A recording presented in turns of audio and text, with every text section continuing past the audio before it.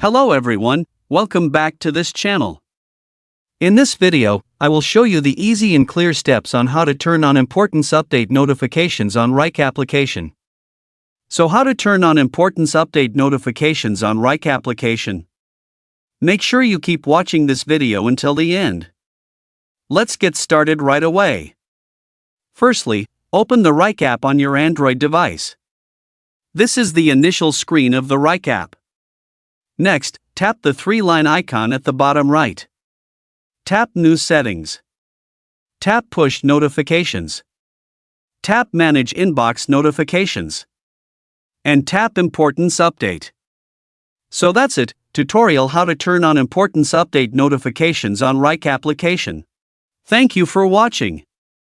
I hope this video was helpful. See you in the next video.